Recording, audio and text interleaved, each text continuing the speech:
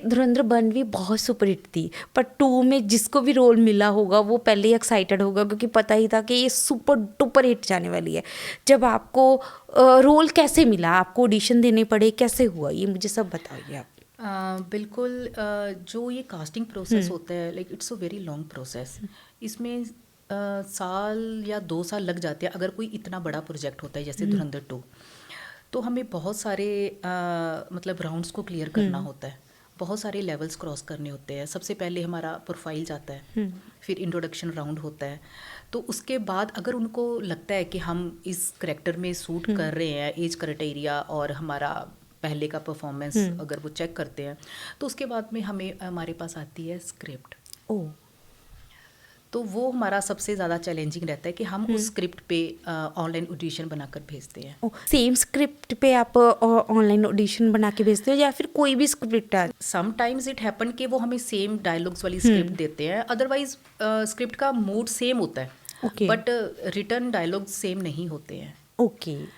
तो जब फिर उसके बाद कास्टिंग टीम हमारा जो ऑडिशन और इंट्रोडक्शन फॉरवर्ड करती है डायरेक्शन टीम को। ओके। तो उसके बाद से फिर डायरेक्शन टीम हमें कोऑर्डिनेट करती है आगे का process, look test and all.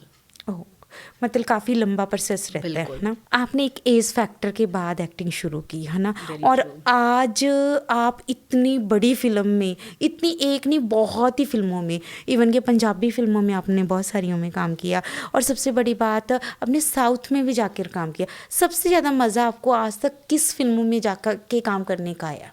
मेरे लिए मेरा हर एक प्रोजेक्ट इम्पोर्टेंट है।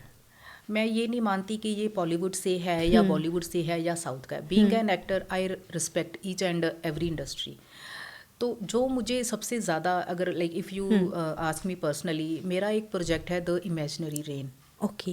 वो हॉलीवुड प्रोजेक्ट है, उसमें मैंने शबाना आज़मी मैम और प्रतीक बब्बर के साथ स्क्रीन शेयर की है।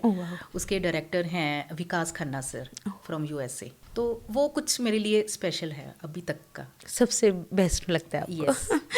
जब धुरंधर 2 की बात आती है ना, इसमें आपका रोल आपको इमोशनल भी करता है कहीं ना कहीं? जब हम कोई भी करेक्टर को प्ले करना होता है, तो मेरा मतलब मकसद यही रहता है कि मैं उसको सिर्फ एज अ डायलॉग डिलीवरी ना लेते हुए उस करेक्टर को डीपली स्टडी करूं, कि मुझे उस करेक्टर को जीना है।